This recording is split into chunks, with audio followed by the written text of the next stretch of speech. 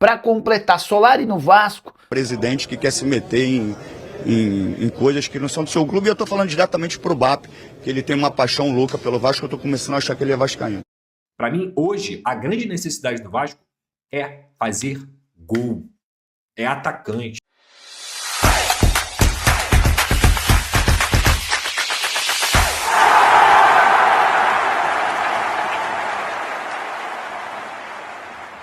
Fala aí pessoal, sou Jorge Nicola, bem-vindos a mais um vídeo do canal. Sempre bom ter vocês por aqui, sem perder tempo, pedir para deixar like, se inscrever no canal e ativar as notificações. E Solari é o novo alvo do Vasco da Gama. O Cruz Maltino busca atacantes capazes de fazer gol.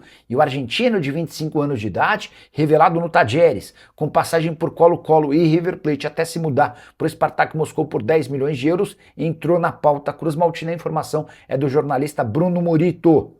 56 jogos desde que se mudou para a Rússia, com 14 gols e 4 assistências. Não se trata de uma operação fácil, certamente o Spartak Moscou vai querer no mínimo recuperar todo o investimento feito no atleta, mas pode surgir aí mais um reforço importante pro Cruz Maltino, que tem hoje como prioridades a contratação de um zagueiro. O Diego Carlos é o plano A, B e C, a aquisição de mais um volante, e o clube ainda espera por uma posição final do Deus, e jogadores no plural que marquem gols. Mesmo com a chegada do Colídio, há um entendimento de que o Vasco ainda precisa de um centroavante e de um ponta muito habituado a marcar. E Yeboah poderia ser esse atleta. O equatoriano, que disputou a última Copa do Mundo, prefere permanecer no futebol italiano. Também existiram conversas por John Córdoba, mas a pedida do Krasnodar da Rússia foi considerada muito alta. Bom, meu amigo, vamos agora escutar aqui o presidente Pedrinho, que respondeu o presidente do Flamengo, o BAP, né? O BAP que não tira o Vasco da boca. Aliás, não é só o BAP não, tá? Tem muito influenciador do Flamengo, jornalista do Flamengo, que não tira o Vasco da boca. Desde que começaram aí, primeiro o Vasco a fazer contratações, quando começaram ali também a história da venda para o Marcos Lamáquia, os caras estão preocupados, não tiram o Vasco da boca. E o Pedrinho respondeu o presidente do Flamengo. Primeiro, né, dizendo que o Vasco hoje é o clube mais fiscalizado no Brasil, que tudo que acontece no Vasco hoje tem ali a fiscalização da justiça, tem a fiscalização de um interventor judicial, enfim, tudo é declarado ali para a justiça, então não tem nada ilegal. E ele aproveita, né, para dar uma alfinetada ali no BAP, dizendo que o BAP se preocupa muito com o Vasco. Será que o BAP é vascaíno? Nós estamos seguindo à risca tudo o que é pedido pela justiça, tudo que é pedido pela CBF com relação a conflito de interesses, que não cai nem na questão do fair play financeiro, cai na questão de conflito de interesses. A gente está seguindo à risca todos os processos. E os que falam besteira sem saber, eles são contraditórios, porque a própria história não só de vida, mas de gestão deles, cai em contradição com o que eles falam. Então eles têm que se preocupar com os clubes deles e não se preocupar com o Vasco, porque o Vasco já tem muito problema.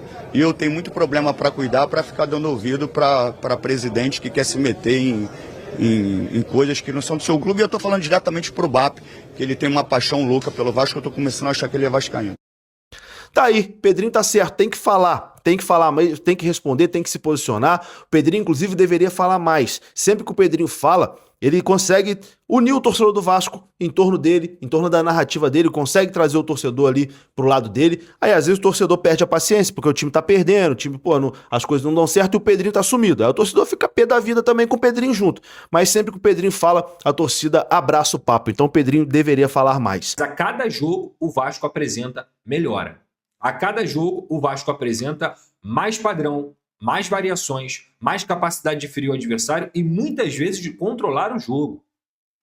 Então, quando ele fala sobre profundidade de elenco, é ter jogador para decidir.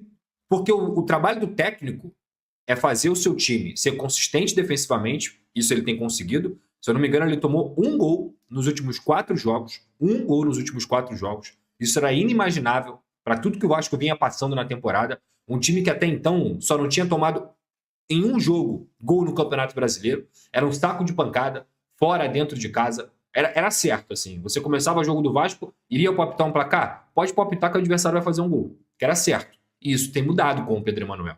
Porque isso é uma organização tática, que começa lá na frente, com momentos diferentes de pressão, com formações diferentes escolhidas a depender da altura do campo, Contra o Fluminense eu usei muita prancheta aqui para poder explicar isso para vocês. Eu acho que a compactação, a maneira como o Vasco tem marcado e a entrega desses jogadores, elas são a soma do que a gente está vendo em campo também em relação ao sistema defensivo. Não só a individualidade, exemplo, cara, ele elogiou o Robert Renan.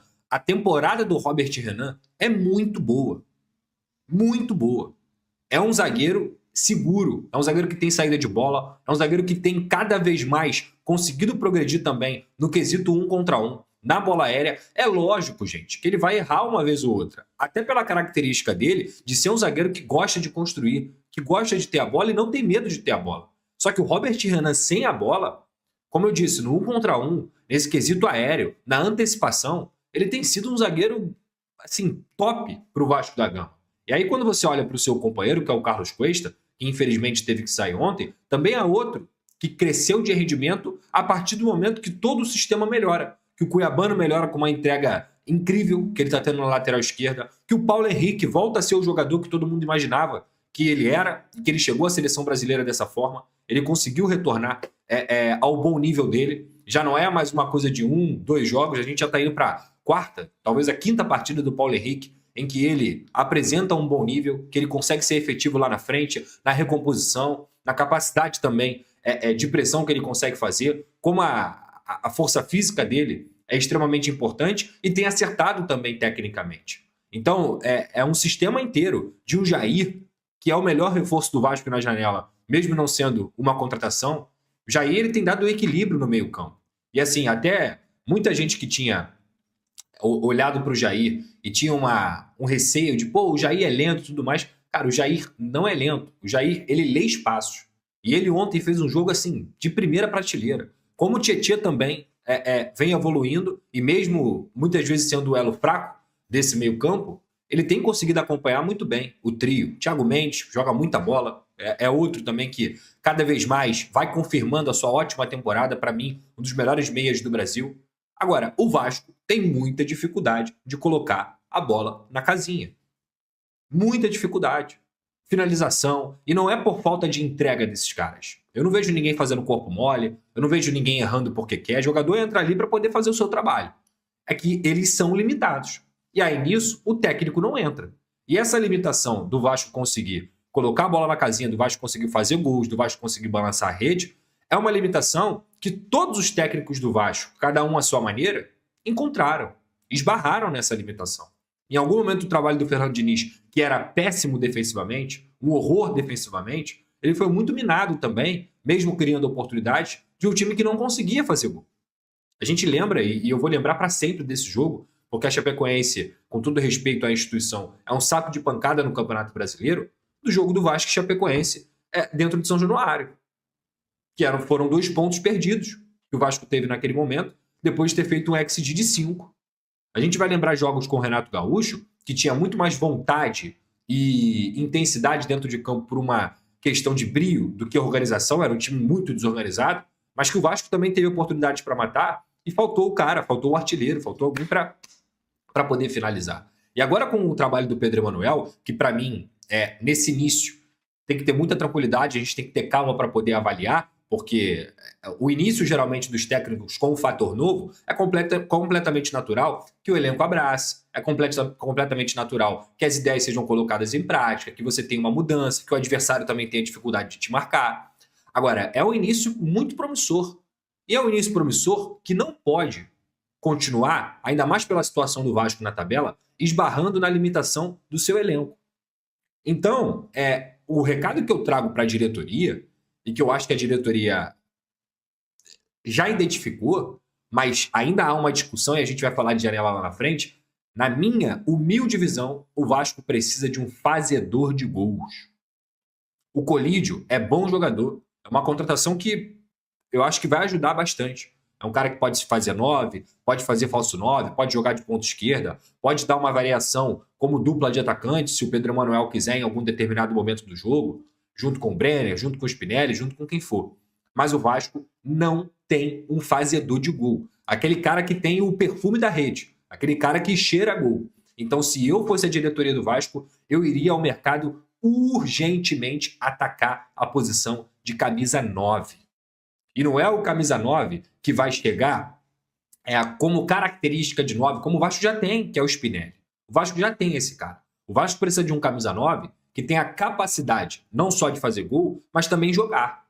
Então, se você está especulando 10, 12 milhões de euros num Deussa, 10 milhões especulando num Brian Rodrigues, cara, a hora é de pensar em gastar esse dinheiro, 10, 12, em um fazedor de gol. Eu não sou ninguém para poder ensinar o departamento de futebol do Vasco a trabalhar. Eu não sou ninguém. Eu tenho certeza que o departamento de scout tem vários nomes mapeados, mas eu, Lucas Pedrosa, diante da dificuldade que o Vasco tem de fazer gol, iria certamente num camisa 9.